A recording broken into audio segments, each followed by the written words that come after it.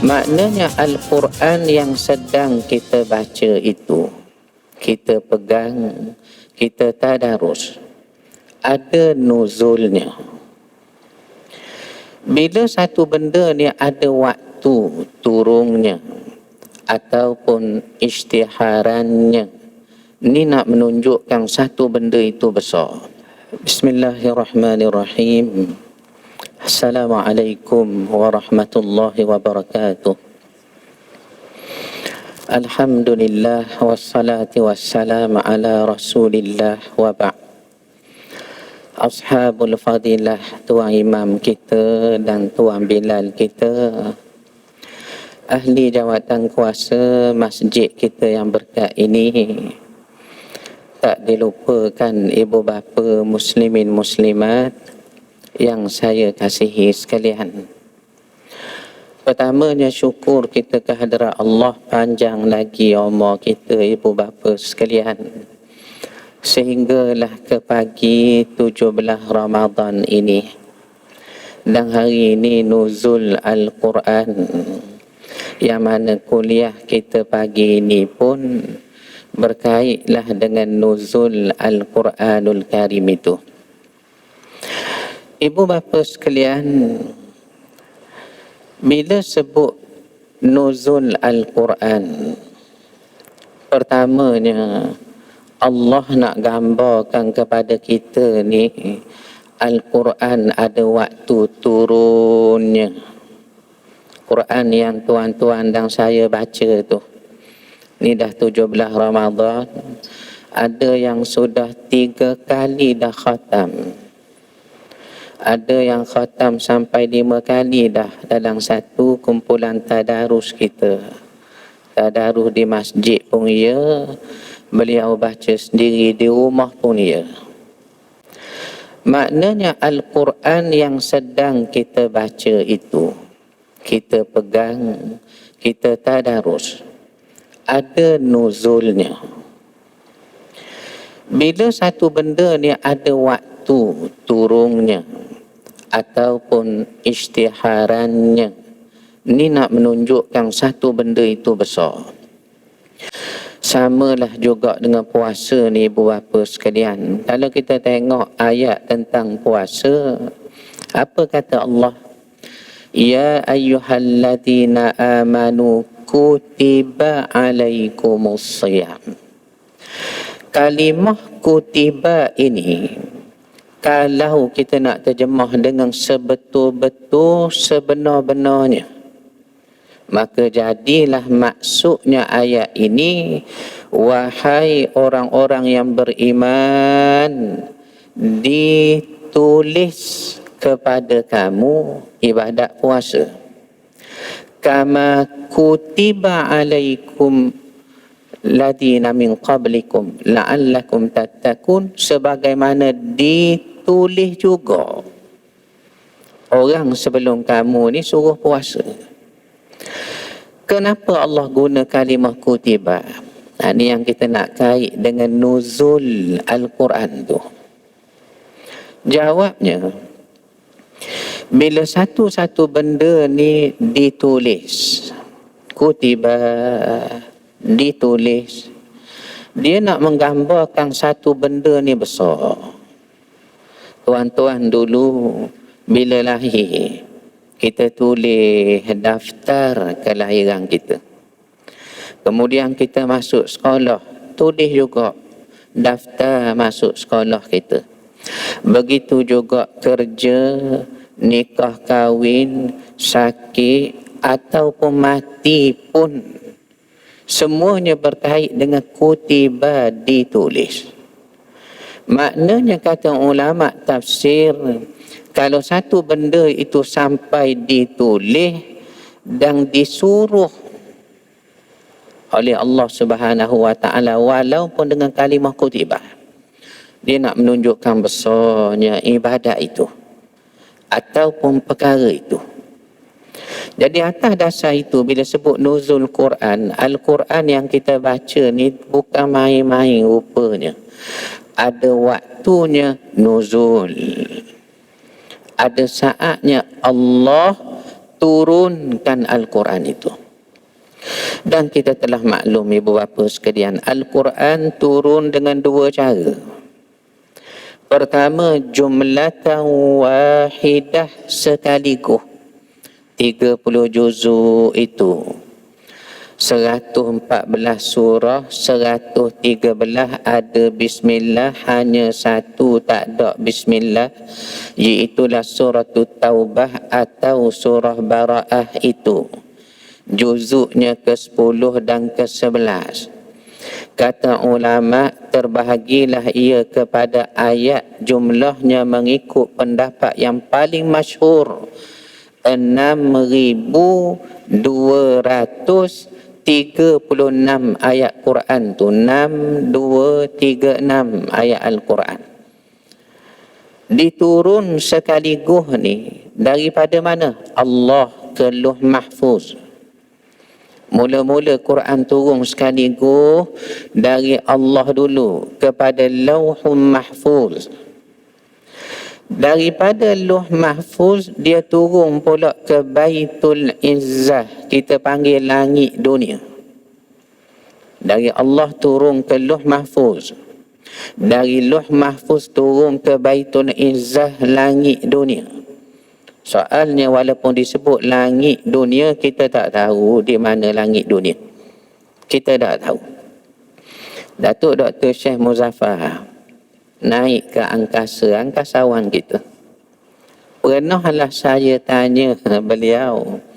Saya kata, Datuk Doktor, Datuk naik ke langit ni, langit ke berapa ya? Saya tanya tu dia pun tahu bergurau. Beliau kata, tak tahulah Tok.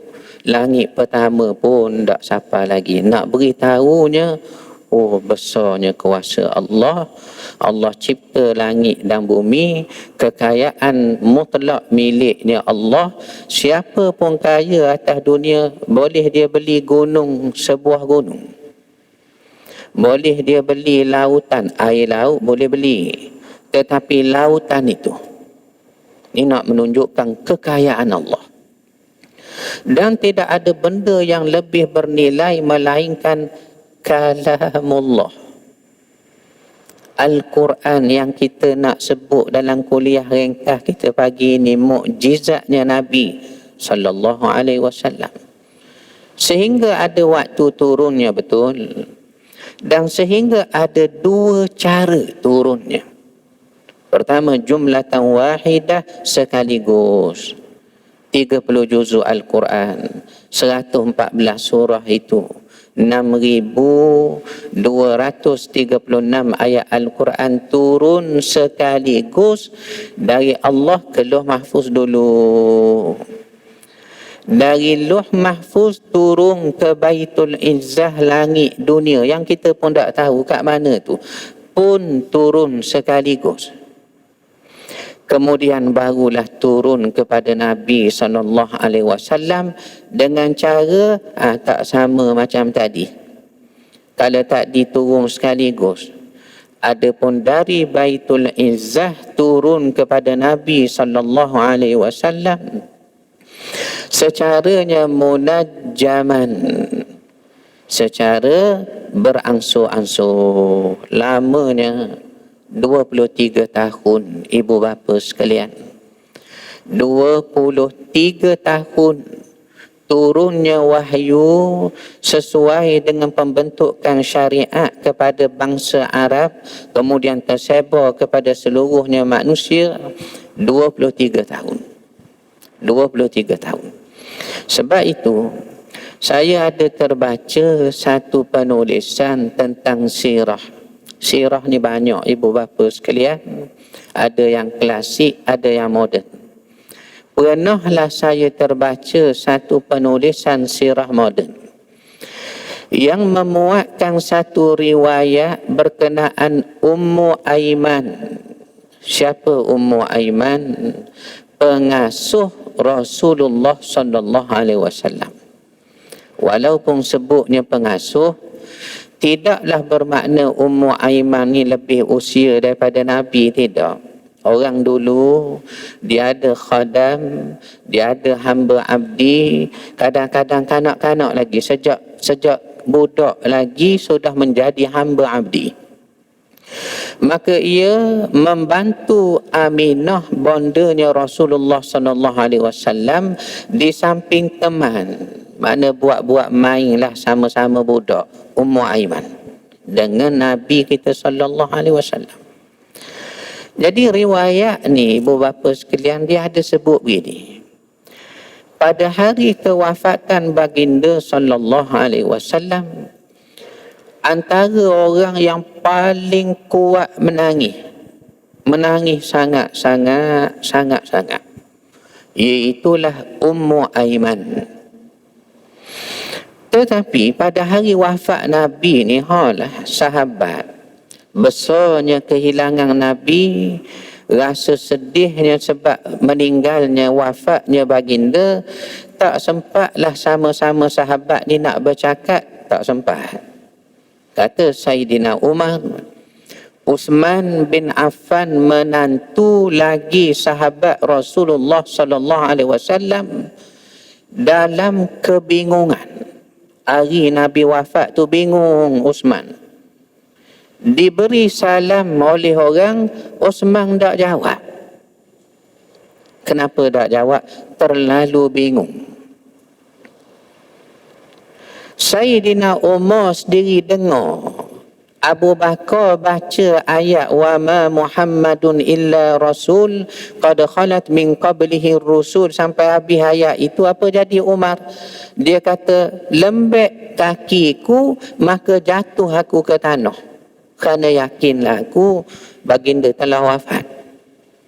Makna hari kewafatan baginda, sahabat ni saling tengok sajalah, awak menangis, saya menangis. Tetapi nak tanya kenapa awak menangis kuat sangat, lebih lagi daripada orang, mereka tak sempat nak tanya pun. Ini riwayat kata, orang yang paling kuat menangis, terlalu menangis pada hari wafatnya baginda ialah Ummu Aiman.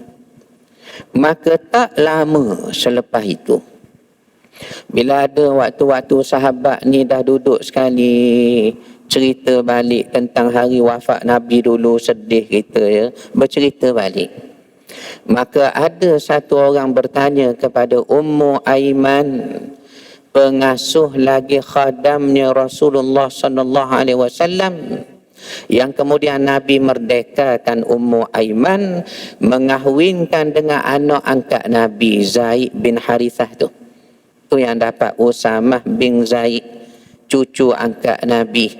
Sedangkan Usamah adalah salah seorang daripada 6 orang yang memandikan jenazah Rasulullah sallallahu alaihi wasallam. Jadi Ummu Aiman ni sahabat tanya, kenapa awak ni menangis sangat? Kami tengok pada hari baginda wafat awak ni menangis sangat. Maka jawab Ummu Aiman. Apa Ummu Aiman jawab ibu bapa sekalian?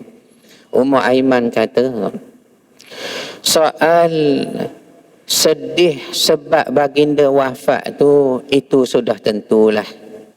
Makna tidak saya saja, awak semua pun begitulah juga. Jadi soal Nabi wafat kita sedih, kita rasa duka cita, itu sudah tentu. Tetapi yang menambah aku sedih ini tak lain tak bukan, bila wafatnya Rasulullah sallallahu alaihi wasallam, ia bererti telah tamatlah hubungan kita dengan wahyu Allah Subhanahu wa taala. Mana Nabi dah wafat, kita tak akan dengar dah wahyu turun selepas ini, tak dengar dah.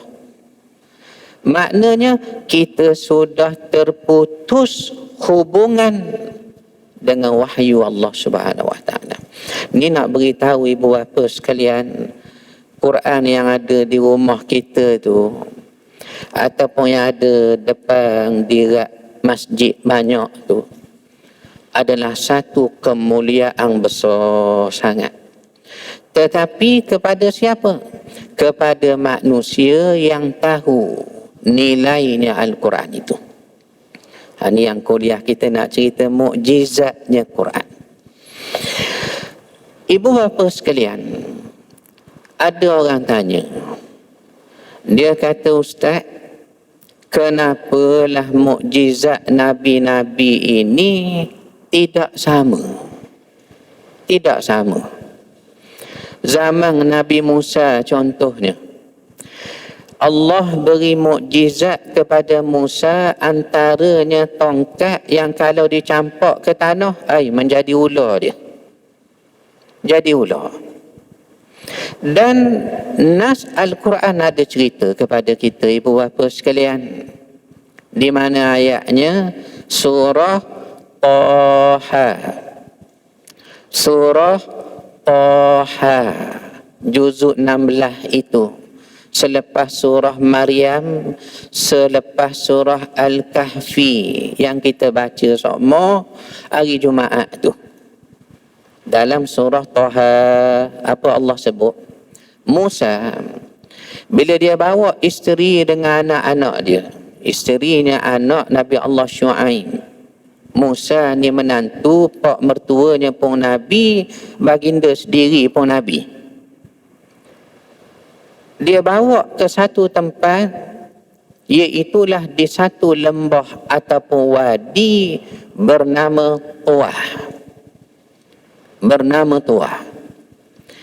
Bila sampai di lembah Tuah, ni kehendak Allah belakalah. Apa Allah kata? Wa ma tilka biyaminika ya Musa. Setelah Allah panggil Musa, wa nadainahu ayya, kami panggil Musa, ya Musa, inni ana rabbuk, aku ning Tuhan kamu. Fakhla'na alaik, tanggalkan selipar kamu tu Musa, alah kaki tanggal. Fakhla'na alaik. Tu yang sekarang kita ni kesinambungan syariat termasuklah kerana kesinambungan sulbi Ibrahim alaihi salam, sama ada Bani Ismail kah yang membuahkan keturunan Arab yang dapatnya our Prophet Karim Sayyidina Muhammad sallallahu alaihi wasallam itu Bani Ismail dengan bangsa saudara mereka Bani Israel, semuanya sulbi Ibrahim samatik, datang dari sulbi yang sama. Sebab itu ada beberapa kesinambungan antara dua bani ini, Ismail kah Israel kah, kerana semuanya bin Ibrahim alaihi salam. Antaranya apa dia? Tanggal selipar tu, kasut tu, bila masuk di tempat ibadah. Hatta sekarang Yahudi masuk ke dalam sinagog, dalam sinagog, rumah ibadat mereka lah, mereka tanggal selipar. Ada riwayat kata hatta memakai stokin pun mereka tak pakai, kerana supaya kaki mereka itu menyentuh rumahnya Tuhan. Begitu juga tutup kepala, begitu juga bersunat, circumcise bersunat. Maknanya perintah agama kepada Bani Israel dengan Bani Ismail ini ada kesinambungan dia. Ada kesinambungan dia. Itu yang Nabi SAW itu, bila kita tengok Al-Quran ni turun sebagainya pedoman manusia ini, dia hanya berlaku kepada manusia yang tahu nilai Al-Quran. Musa bila sampai ke lembahnya Tuah, Allah tanya, wa ma tilka biyaminika ya Musa, apa di tangan kanan kamu Musa? Qala, jawab Musa, hiya asaya atawakka'u 'alayha wa ahushu biha 'ala ghanami wa liya fiha ma'aribu ukhra. Wahai Tuhan, ini tongkat aku, tongkat saja. Tongkat Nabi Allah Syuaib beri. Nabi Allah Syuaib, bapa mertuanya beri. Kenapa beri? Lah Syuaib ni matanya rabun, tak nampak berjalan. Adalah beberapa tongkat sandar di depan rumah tu, diberi kepada Musa satu.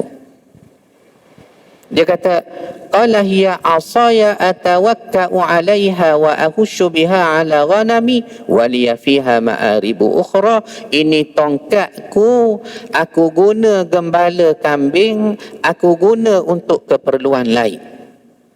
Maka apa kata Allah? Qala alqiha ya Musa. Cuba awak campak ke tanah tu Musa, tongkat awak tu. Fa'alqaha, maka Musa pun campak. Fa'idha hiya hayyatun tas'a. Apa jadi? Serta merta jadi tongkat ni ular yang begitu besar. Kata ahli tafsir, kita buka tafsir, baik tafsir Tabari kah, baik tafsir Qurtubi kah, kita buka ilmu tafsir, digambarkan ular Nabi Musa ni yang berubah daripada tongkat tu terlalu besar tuan. Terlalu besar. Ni mukjizat kepada Musa, betul. Tu orang tanya, kenapa tak beri tongkat juga kepada Nabi Muhammad? Kalau orang kafir Abu Lahab, Abu Jahal, Abu Sufyan lawang Nabi, campak tongkat tu ke tanah, biar jadi ular, telang gigit kekeh orang-orang kafir yang lawang Nabi ni. Orang fikir begitu. Dan orang tanya pun begitu. Makna apa yang tuan-tuan tanya tu betul lah. Tentulah kita terfikir logik. Beri sahajalah tongkat kah mudah. Atau Isa bin Maryam mukjizatnya lain pula. Antaranya apa dia? Menghidupkan orang mati dengan izin Allah. Pada zaman Isa bin Maryam ni, kekaguman kaumnya adalah dalam bidang medikal, perubatan. Bila kagum dalam bidang perubatan, Allah beri mukjizat kepada Isa mengatasi semua kepandaian perubatan ketika itu. Kalau awak boleh ubat sakit kaki, saya boleh. Awak boleh ubat sakit kulit, saya pun boleh. Tapi lebihnya awak apa dia? Klinik saya boleh hidupkan orang mati. Nampak lebih tak tuan? Lebih. Ni dipanggil mukjizat. Pun orang tanya juga.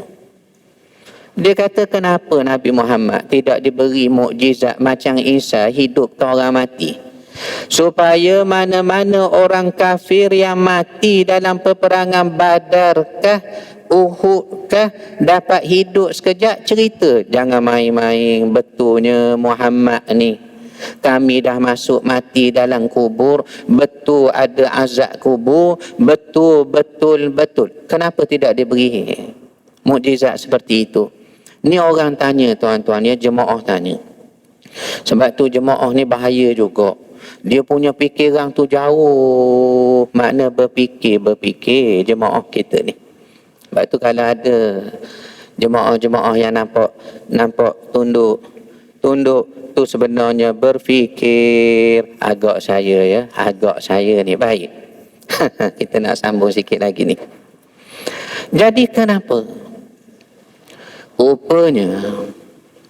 Rupanya ibu bapa sekalian, mukjizat ini berbeza antara satu nabi dengan nabi yang lain. Tidak lain, tidak bukan kerana maksud definisi makna mukjizat itu sendiri. Apa maksud mukjizat? Ibu bapa sekalian, apakah maksud mukjizat?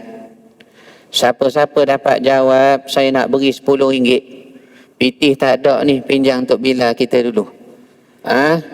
Apakah maksud mukjizat? Silakan.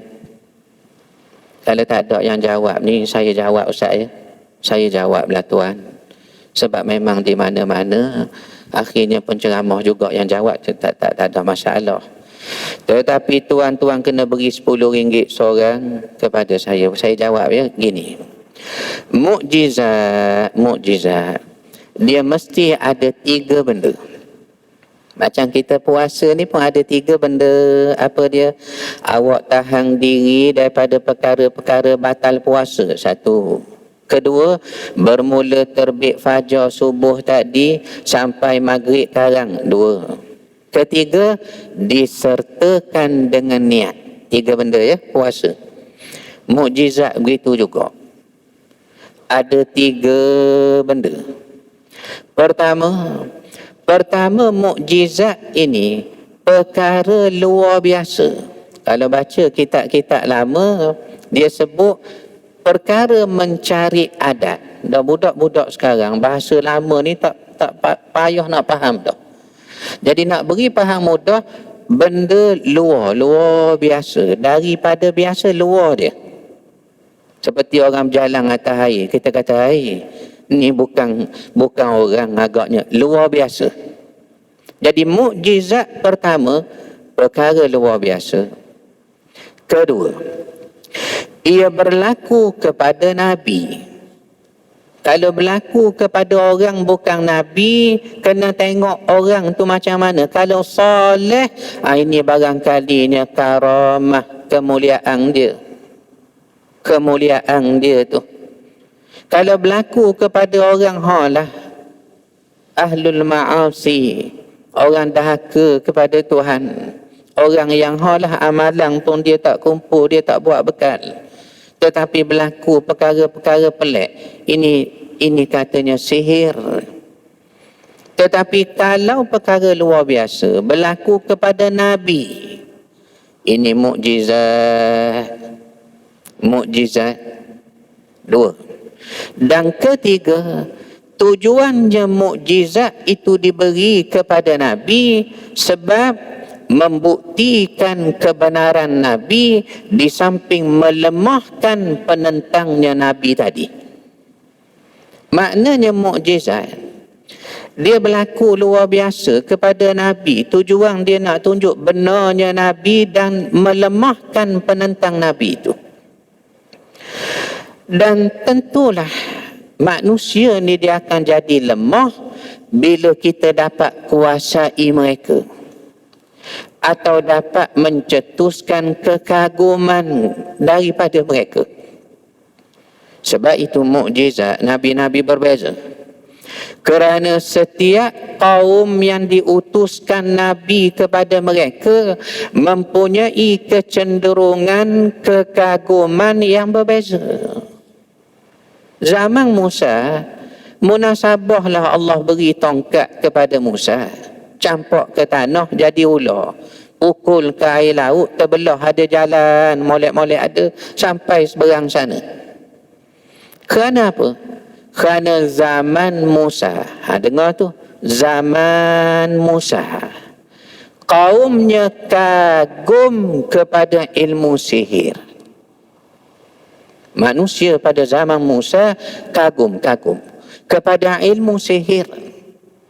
Sehingga ahli tafsir kata, Fir'aun dia bela ahli sihir di istananya seramai 12,000 orang, tuan, ramai. 12,000 orang. Riwayat lain kata 8,000. Riwayat lain kata 4,000, dah apalah. Disebut oleh mufassirin, oleh our scholars dalam bidang tafsir, pada hari Fir'aun mengumpulkan ahli sihirnya untuk menentang Musa dan sepupunya Harun, 2 orang saja Nabi. 12,000 orang ahli sihir menentang Musa dan Harun. Ratio dia 6,000 lawan seorang. 6,000 lawan seorang. Tuan boleh bayang tu. Fir'aun jaga, bela ahli sihir 12,000 orang, nak menunjukkan apa? Kekaguman kaumnya Musa ketika itu terhadap ilmu sihir. Dan sihir menjadi satu ilmu yang paling utama sehingga boleh kerja jadi government staff lah, kita kata waktu tu. Fir'aun lah, kerajaan Fir'aun nak pakai grade S54, apa dia? Ahli sihir contohnya. Tuan boleh bayang tu. Kekaguman kaumnya Musa terhadapnya sihir, sehinggalah ilmu sihir menjadi keutamaan ketika itu. Lalu layaklah Allah beri tongkat kepada Musa, campak menjadi ular, pukul ke laut, adanya jalan terbelah laut itu, supaya segala bentuk kemahiran, kepakaran sihir ketika itu kalah dengan mukjizat Musa. Baca dalam surah Syu'ara juzuk 19. Ni ada ibu bapa sekalian dah sampai juzuk 19 sampai dah. Walaupun kita 17, biasa kita baca lebih sikit begitu tuan ya. Nak kalau boleh nak khatam awal. Sebab apa nak khatam malam 27, malam 28 tu ustaz, takut mati dulu ustaz. Betul lah tu. Tuan dah baca lebih sikit betul. Juzuk 19 surah Syu'ara. Selepas surah Al-Furqan tu, juzuk 18, 19 tu Furqan, masuk lepas tu Syu'ara. Ada dicerita bagaimana ahli sihir Fir'aun semuanya menyungkur sujud sembah, sujud berserah diri, naik takut kepada apa dia? Kebenaran mukjizat Musa. Bagaimana berlaku? Ahli sihir ni dia tunggu arahan Fir'aun saja. Sewaktu berdiri di tengah padang, ramai Bani Israel tengok pertandingan berlawan antara Musa dengan Harun. Berani dia nak lawan 12,000 tentera Fir'aun ahli sihir ni. Maka Musa kata, awaklah buat dulu. Awak buat dulu sihir kepandaian awak tu. Maka dibaca pada tali-tali sabuk oleh ahli sihir, dia campak ke tanah, bergerak tali tu. Bergerak tuan. Maka Musa dia jadi takut kerana kesemua tali daripada 12,000 ahli sihir mari bergerak kepadanya.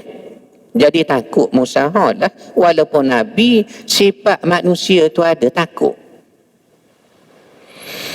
Maka Allah Ta'ala kata jangan takut. Alqiha ya Musa. Disuruh Tuhan campak tongkat, Musa campak menjadi ular. Cuba dengar tuan. Ni beza sihir dengan mukjizat. Beza sihir dengan mukjizat. Bila dicampak saja tongkatnya jadi ular, kesemua tali-tali sabuk tadi yang bergerak seakan-akan ular, ditelang habis, dimakan oleh ularnya Musa. Kemudian Allah kata, qala khudha, pegang Musa, pegang balik tongkat tu. Riwayat kata Musa takut. Takut tadi kerananya ular, seakan-akan ular datang nak terekam dia. Kali kedua takut pula nak pegang tongkat, walaupun Allah Ta'ala suruh. Soalnya, kenapa Musa takut nak pegang ular tu? Ini beza sihir dengan mukjizat. Sebabnya sihir ni dia palsu, mukjizat ni betul-betul. Maknanya sihirnya orang ahli sihir yang bergerak-gerak seakan-akan ular, bukan ular tetapi seakan-akan. Itu maksud dia. Jadi bendanya tak benar, seakan-akan saja. Macam tuan-tuan tengok saya ni dari jauh. Siapa ceramah hari ni? Datuk Jamal Abdillah ke? Tuan-tuan kata seakan-akan, bukan betul. Contoh. Jadi begitulah saya nak kata, sihir dia palsu, tidak betul. Dia seakan-akan. Tetapi bila Musa takut nak pegang ular yang akan berubah jadi tongkat balik, ni nak menunjukkan apa dia? Memang tongkatnya berubah jadi ular betul-betul. Bila ular betul-betul, tuan tuan usah kata tuan, saya semua ni takut nak pegang. Sebab ini ular betul. Ini bukan seakan-akan ular. Nampak dah kita sekarang. Apa beza mukjizat, apa bezanya dengan sihir? Tu yang kita kata. Layaklah Musa mendapat mukjizat seperti itu kerana kekaguman kaumnya Bani Israel yang 12 suku bangsa itu. Rubin, bangsa Syamun, bangsa Lawi. Katanya Musa bukan Yahudi keturunan Lawi tetapi Bani Israel lagi. Yehuda, Isakhar, Zabulon, Gad, Ashir dan Naftali, Yusuf, Bunyamin, Joseph and Benjamin. 12 suku bangsa Bani Israel itu. Yang mana kesemuanya kagum kepadanya sihir, maka Allah Ta'ala beri mukjizat mengatasi sihir. Ada pun zaman Nabi Isa AS lain pula mukjizatnya. Kerana apa? Kekaguman Bani Israel, terutamanya bangsa Yahudi. Kerana Isa sendiri pun sudah tentu sahih dah Yahudi, anak dari wanita Yahudi, keturunan raja Yahudi Daud alaihissalam. Isa ini diutuskan kepada Bani Israel, yang mana ketika itu Bani Israel kagum kepada medical research, perubatan, kagum. Tu yang mukjizatnya pun berbentuk perubatan juga, medical juga. Sapu sopok kulit albino, skabis ke apa, sembuh kulitnya. Ada riwayat kata, ibu bapa sekalian, bukan saja sembuh penyakit kulit, hanya sapu sembuh, bukan saja sembuh penyakit kulit. Ada riwayat kata hatta orang pekak tak dengar pun, kalau Isa sapu boleh dengar.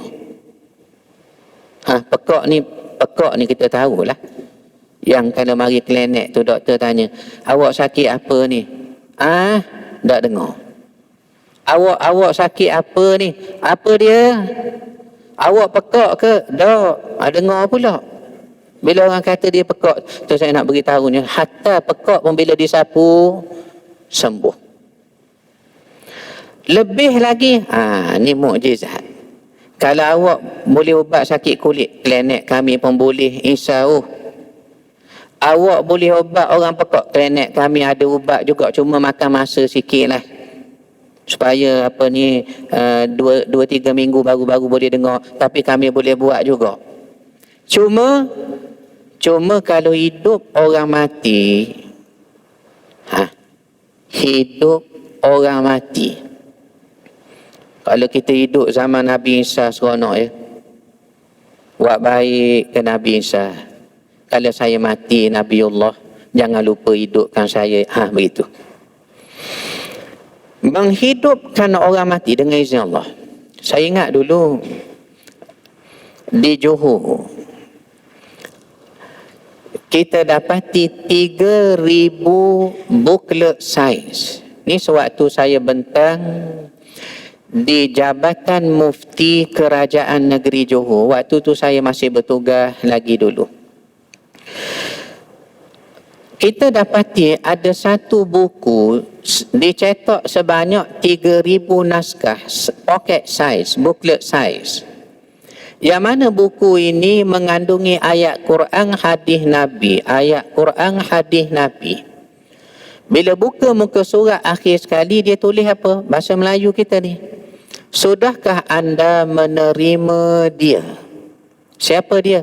Isa bin Maryam sebagai juru selamat anda, kerana dialah yang akan datang nanti akhir zaman untuk bimbing anda. Tuan tengok tu, satu booklet saiz, ada ayat Quran, hadis Nabi, kita dimanipulit bukan makna sebenar. Bila buka muka surat akhir sekali, disuruh kita terima Isa itu. Ni satu buku dibuat oleh missionary dalam bahasanya Melayu, menggunakan alamat palsu di Johor, Jalan Ros Merah tu. Saya ingat waktu bentangkan dapatan kes ini kepada Jabatan Mufti Kerajaan Negeri Johor dulu. Dan diceritalah antaranya dalam buku tu, mukjizat Isa menghidupkan orang mati, kita terima, tetapi dengan izin Allah. Dalam buku kita ni dia tak sebut dengan izin Allah, menghidupkan orang mati. Dan antara orang yang dihidupkan oleh Isa, kerana ada riwayat kata paling kurang 2 orang dia pernah hidupkan pada zaman baginda. sebelum baginda diangkat ke langit. Siapa? Pertama, Bani Israel, satu orang Yahudi yang fasik. Kedua Hawariyun, pengikutnya Isa, Apostle of Jesus Christ, pengikut dia. Siapa? Lazarus ataupun Lazarus. Tu yang dalam Bible orang Kristian tu. Dia ada ayat paling pendek, dua patah perkataan saja. Dua patah saja. Dia sebut apa? Jesus wept. Isa menangis. Sebab apa Isa menangis? Ayat paling pendek, dua perkataan saja. Isa menangis. Kenapa menangis? Kerana Lazarus mati, meninggal. Kawan baiknya, apostolnya, Hawariyunnya, daripada 12 orang pengikut Isa itu. Maka disebutlah dia berdoa pada Allah. Kemudian dia kata, Lazarus, qum, bangun. Maka bangun Lazarus yang sudah mati. Ini riwayat kata ia pernah menghidupkan 2 orang Bani Israel yang sudah mati. Maknanya, apa jadi kepada Bani Israel yang kagum kepada ilmu perubatan? Mereka kagum kepada mukjizat itu. Dengan kagum kepada mukjizat itulah membawa iman, membawa manusia balik kepada Tuhan melalui nabi-nabi. Antaranya dengan bukti kebenaran mukjizat. Tetapi bila sampai Nabi kita sallallahu alaihi wasallam, mukjizat Nabi bukannya tongkat seperti Musa, bukan pula mukjizat perubatan seperti Nabi Isa, tetapi antaranya. Walaupun antaranya ini mukjizat paling besar. Apa dia? Al-Quran tu. Al-Quran ni yang kita baca tu. Ustaz, kami nampak printing comel, nampak tebal, molek, warna pun okey. Tu satu benda lah. Mukjizatnya duduk pada wasyifa'ul lima fis sudur. Al-Quran ni dia jadi mukjizat sebab apa? Dia sembuhkan awak sehingga ke dalam batin manusia, hati manusia. Kita ni benda yang paling bernilai ialah hati. Orang Terengganu panggil hati perut. Ni bahasa Terengganu lama sungguh ni. Hati perut. Hatinya. Hati ni benda paling bernilai sehingga ulama-ulama tasawuf kita kata apa dia? Wajah sebenar seorang insan itu ialah hatinya. Cuba dengar tu. Wajah sebenar setiap insan. Ni jemaah kita pagi ni ramai ni. Saya jangka tak kurang 3,000 orang agak saya sampai belakang sana ni. Wajah sebenar kita tuan-tuan semua sekali ni kat mana? Hati. Kalau hati kita baik, itulah rupanya kita. Soal muka kita begini, tu satu benda yang akan berubah. Akan berubah. Buktinya berubah. Tuan tengok gambar tuan lama 20 tahun, 30 tahun dahulu sewaktu kerja kilang proton ion tu. Ataupun kerja National Panasonic selepas SPM. Saya kerja kilang dulu tuan, National Panasonic. Ni Shah Alam tu. Dia buat rice cooker tahun 94 lepas SPM. Siapa-siapa yang pakai rice cooker pada tahun 94, saya buat. Tuan kerja zaman dulu tengok gambar tu. Tuan kata lain sangat rupa saya ni dengan sekarang. Sekarang, mungkin banyak kurang sangatlah tuan ya. Sebab itu bila tuan-tuan buka Facebook, tak guna gambar sekarang sebagai profil itu. Guna gambar lama. Kenapa? Berubah rupanya kita. Tetapi wajah sebenar setiap insan jiwanya. Ni yang disebut oleh Sahlul Abdullah Al-Tustari, satu guru besar dalam bidangnya Sufism. Wajah sebenar setiap insan ialah hatinya. Kalau hatinya baik, itulah dia. Kalau sebaliknya pun begitulah juga dia. Buya Hamka ni meninggal tuan dalam bulan puasa. Bulan puasa macam kita, 21 Ramadan. Buya Hamka dia pernah sebut di dalam karyanya Lembaga Budi. Banyak karya Hamka tuan ya. Tasawuf moden, Lembaga Budi, Lembaga Hikmah. Ayahku seorang direktor, merantau ke Delhi, tenggelamnya kapal Vanderwich, Nur Hayati, di bawah lindungan Kaabah, kenang-kenangan di tanah Malaya. Banyak karya. Beliau ahli bahasa, beliau juga satu ilmuwan. Allah Ta'ala beri ilmu, digabungnya ilmu dengan bahasa. Sehingga bila Buya ni dia ceramah, kita dengar kasetnya, dengar dalam YouTube kan dengar. Bukan sahaja dia menyampaikan ilmu. Ahli bahasa boleh mengambil ilmu bahasa daripada bahasa Buya.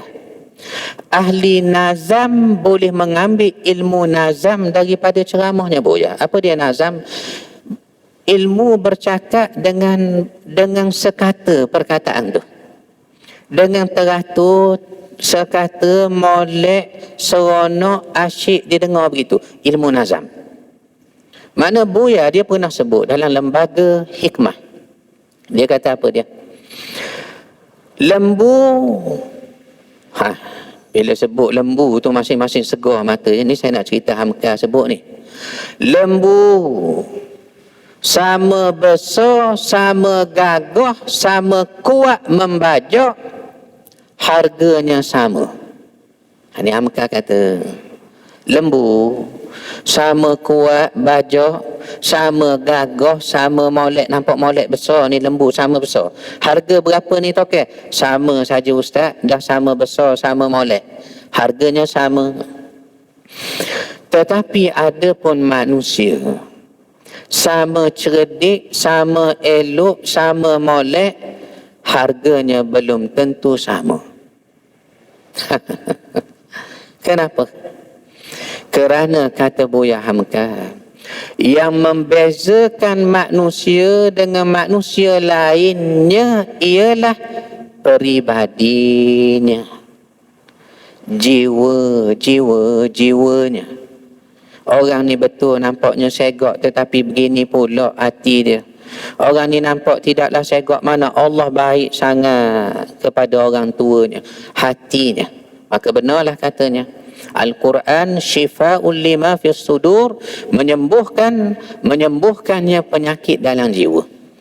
Ibu bapa sekalian, sebab itulah bila kita tengok Quran, apalagi kita tadabbur macam kita buat sekarang, kita belajar pula ilmu tafsir, menadah, berdengar kuliah di masjid, di surau, kita ambil masa kita sikit 24 jam tu tengok YouTube kah, tengok Google kah, benda-benda yang bermanfaat, taik ceramah luar negara, ada subtitle English bawah ni ustaz, dapatlah saya faham, begini rupanya.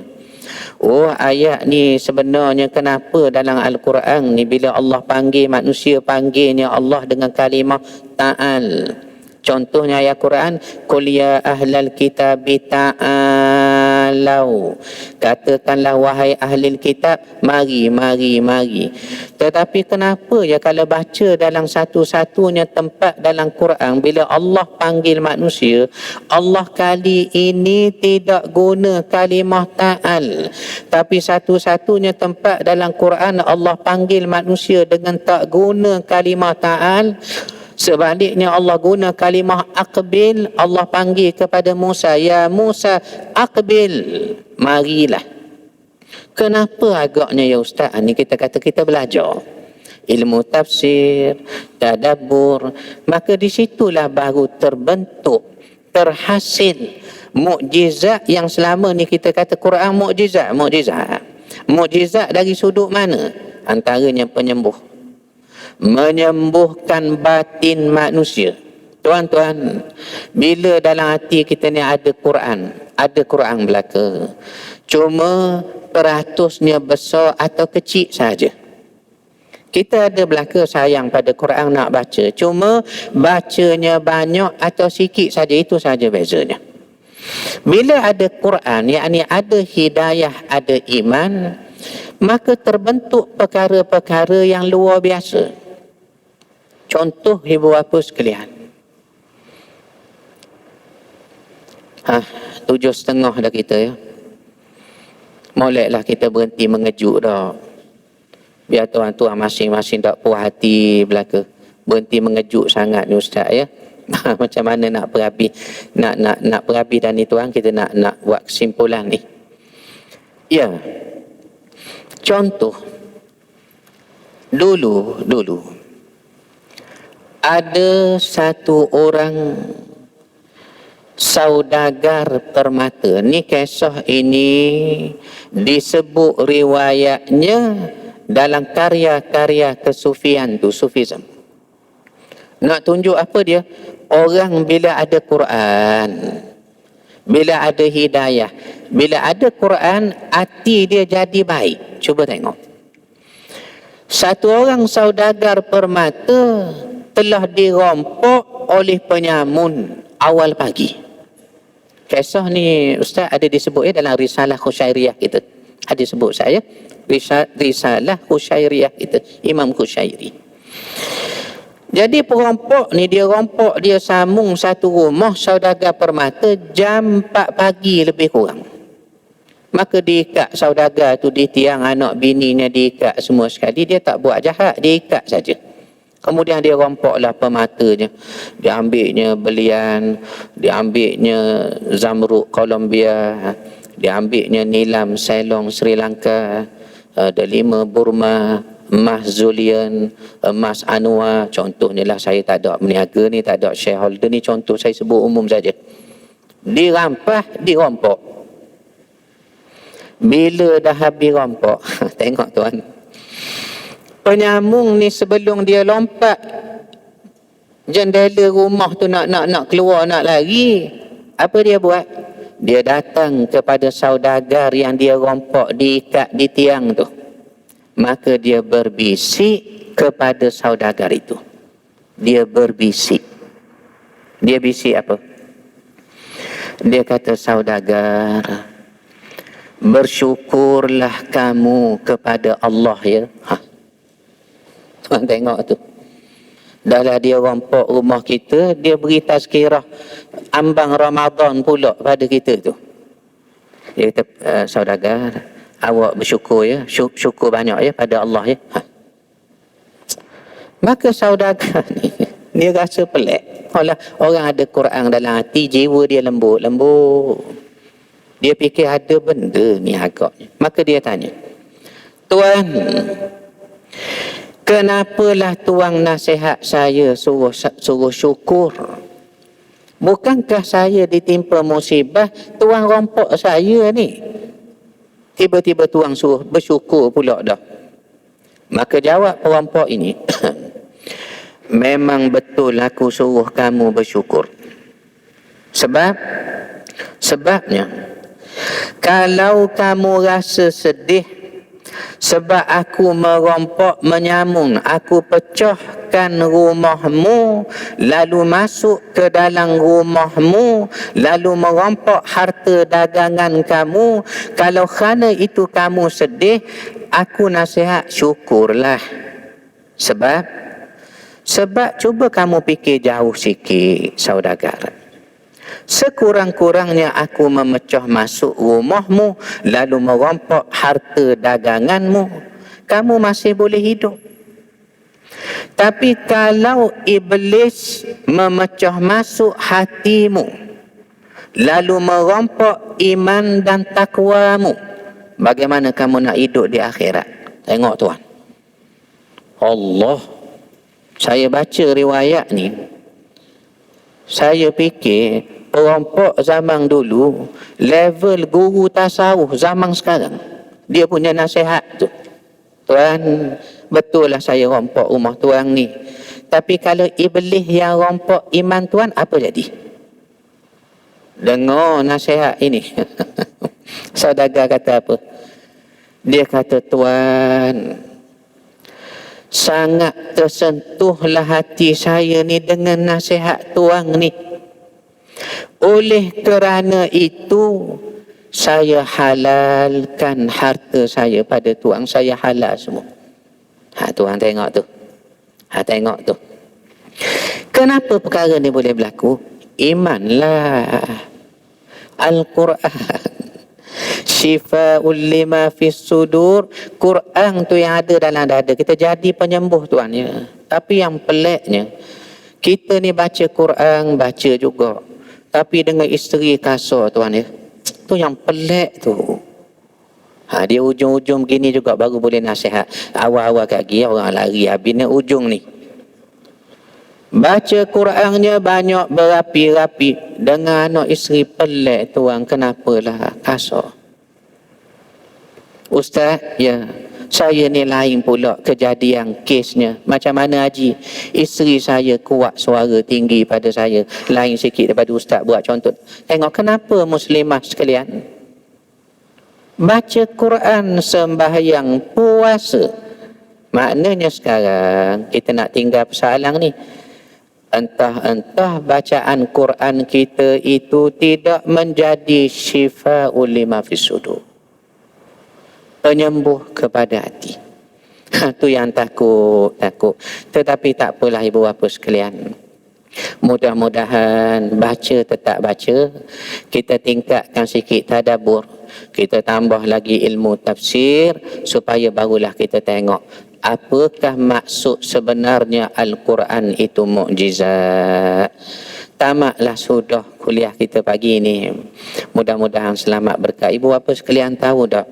Dalam keadaan kita puasa molek-molek ni, kita tadarus Quran molek-molek ni sudah 2 kali.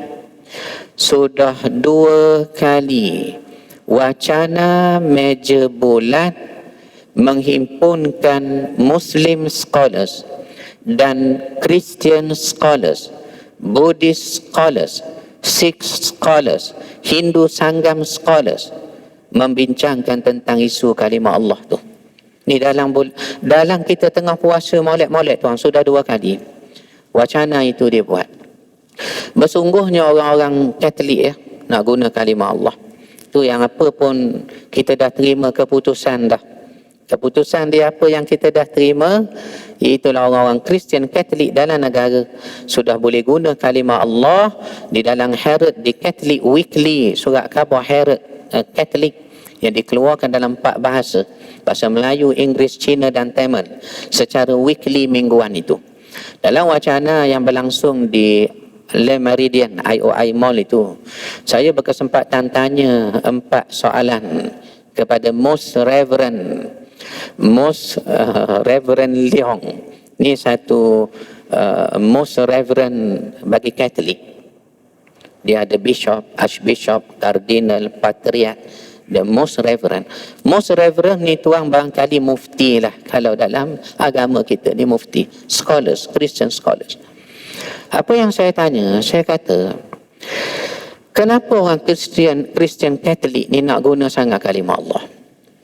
Sedangkan original language bagi penulisan Bible itu sama ada Old Testament dan New Testament. Kalimah Allah ni tak ada. Kerana Old Testament ditulis dalam original language-nya, Aramaic language dan Hebrew language. Manakala New Testament ditulis dalam Greek language. Dalam 3 bahasa asal ni Allah tak ada. Kerana orang Yahudi bila dia berdoa, sacrament, ritual, mereka tak panggil Oh Allah, Ya Allah. Mereka panggil El. Itu yang kita sebut Ismail, Israel, Daniel, Ezekiel, El, Zulkifli, Ezekiel, El. Kadang-kadang mereka panggil Eloh, Elohim, Yahweh, Adonai. Dalam Greek language mereka panggil teologi. Kadang-kadang mereka panggil Theos. Kalau ada Tuhan yang disembah orang Greek dianggap Tuhan sebenar dalam bahasa Greek dipanggil Hotheos. Kalau ada orang Greek sembah Tuhan palsu dalam bahasa Greek dipanggil Tontios ataupun Tintios. Dari segi original language, adakah ada Allah tu? Beliau mengaku tak ada. Kedua, orang yang paling patut Nasrani ikut, 3,000 aliran Kristian ni, patut mereka ikut Isa lah kalau betul nak ikut. Jesus Christ, Son of Mary. Soalnya Isa sendiri pernah ada dia ibadat pada zaman dia. Dah disebut dalam Bible tu, dalam 4 gospel tu. Kononnya dia berdoa di Taman Getsemani. Di Taman Getsemani sebelah Coptic Church tu. Jacobite Church itu. Kan kita pergi ambil sempatan pergi kalau kita singgah Jerusalem tu. Ya, ke Masjidil Aqsa tu tuan. Di Taman Getsemani. Katanya Isa bin Maryam berdoa beberapa hari sebelum dia dikhianati oleh apostle sehingga dia ditangkap mengikut Bible point of view. Adakah dia berdoa ya Allah? Tak juga. Sebab Isa ni bukan Arab, dia Yahudi. Tentu dia panggil Tuhan dengan bahasa Yahudi. Dan hari dia nak disalib pada hari Jumaat 2000 tahun yang lalu pukul 3 petang. 4 gospel ni ada merakamkan original language, bahasa asal Isa di atas tiang salib mengikut kepercayaan Kristian, yang mana dia panggil Tuhan, dia tak panggil Allah, Allah lima taraktani, dia panggil Eli, Eli, LL. Jadi Isa pun tak guna Allah, dia kata betul. Ketiga, Holy Vatican City sendiri tak panggil Allah. Kenapa Kristian Katolik di Malaysia saja? Singapura tak masuk campur. Indonesia tak masuk campur. Hanya Katolik di Malaysia yang nak guna Allah. Keempat, saya tanya gini. Satu rujukan kes mahkamah di India. Ni betul-betul berlaku ibu bapa sekalian. Timbul ketegangan antara orang Islam kita di India dengan penganut agama Hindu. Sebab holah raya haji kita sembelih lembu di India. Kita sembelih lembu raya haji. Maka mahkamah panggil orang Islam. Dia kata orang Islam saya terjemahlah ni. Bahasa Terengganu tu terjemah ni mahkamah di India ni. Oi orang Islam, kalau awak tak sembelih lembu, tak sah ke raya haji awak? Maka orang Islam kita kata sah, Tuan Hakim yang arif. Sebab kami ada pilihan, boleh sembelih unta, boleh sembelih kubah, boleh ada pilihan. Maka dia ambil satu pendekatan, jangan sembelih lembu supaya konflik ketegangan tak timbul. Maka saya tanya, orang Katolik ni kalau dia semayang hari Ahad tu, for God so loved the world that he gave his only begotten son that whosoever be, dia semayang hari Ahad tu, kalau dia tak panggil Allah, ya Allah, kalau dia tak panggil Allah, sah tak semayang awak? Situ saja nak tanya. Hak pandai jauh-jauh cerdik tu saya tak pandai. Nak tanya tu saja. Kalau awak tak panggil Allah, semayang hari Ahad, sah ke tak? Apa jawab dia? Sah. Dah kalau tak panggil Allah pun sah semayang. Holy Vatican City pun tak guna Allah. Isa bin Maryam pun tak panggil Allah. Original language pun tak ada Allah. Kenapa awak mesti hidup dalam konflik dengan Muslim di negara ini 11 tahun dah? Kenapa? Tidakkah Isa nasihat kepada awak dalam Bible tersebut? Sekiranya satu orang tampar pipi kanan awak, berilah pipi kiri kamu kepada dia. Ulang sekali lagi, kalau orang tampar pipi kanan, beri pipi kiri pula. Kanan sudah dan cik, kiri tak nak ke? Begitulah seolahnya. Nak kata apa dia? Toleransi, love, peace, tak nak bermusuh. Kalau konflik, jangan. Kami tak nak dalam konflik. Tak apalah Tuan. Kenapa tidak boleh keluar daripada konflik? Tu yang Muslim akan berfikir apa dia? Barangkali awak ni ada sebab lain kot nak guna. Itu yang jadi Muslim terfikir begitu. Kita berdoa berkat Ramadan, kita dah appeal rayuan ya. Kerajaan Malaysia menerusi KDN, dah appeal dah rayuan. Kita dah himpunkan Muslim scholars, tengok pandangan apa yang dapat kita putuskan. Selang 2 hari selepas itu saya diminta sekali lagi untuk hadir sebagai pemerhati, menghimpunkan Christian scholars dan juga non-Muslim scholars. Orang bukan Islam ni bila sebut nak berlawan dengan Islam, berpakat dia tuan. Berpakat, mari. Sikh, satu profesor daripada agama Sikh, dia kata kami tak kisah kalimah Allah nak diberi guna pada Christian Catholic, kerana dalam Sikh kami, dalam Sikh scriptures, dia panggil Gerang Sahib Guru. Ada kalimah Allah, ada tuan, lebih kurang 24 kali disebut Allah, Allah, Allah, Allah. Tapi saya tanya beliau, Prof, soalnya, adakah Allah dalam kitab Gerang Sahib Guru itu merujuk kepada Allah orangnya Sikh? Tidakkah disebut situ Ram, Tuhan orang India dalam kitab tu? Allah, Tuhan orang Islam, tidakkah begitu? Dan orang Sikh pun bila semayang, dia tak panggil Allah, dia panggil Wahai Guru. Tu tuan-tuan mandu di belakang kereta ada stiker tu, yang lambang macam lembing tu, adalah disebut Wahai Guru Satnam tu. Dipanggil Tuhannya Wahai Guru. Maknanya awak tak panggil Allah, dan Allah dalam kitab Sip Gerang Sahib Guru itu tidak merujuk kepada Tuhan sebenar bagi awak. Maknanya non-Muslim pakat sungguh kalau nak jumpa, nak bertemu dengan orang Islam. Yang menduka ceritakannya ialah Kristian lontarkan isu yang bergaduh ialah sesama Islam. Kristian yang mainkan isu yang bergaduh, berpecah, tak sependapat orang Islam. Mudah-mudahan bulan Ramadan ni berkat, selamatlah kita tuan. Selamat menyambut nuzul Quran. Selamat kita gandakan, minta dengan Allah, ya Allah berilah aku dapat ganda ibadat ni yang lebih utama, engkau terimalah ibadat kami yang kurang itu. Aku qauli hadza wa astaghfirullah li wa lakum. Wassalamualaikum warahmatullahi wabarakatuh. Alhamdulillah.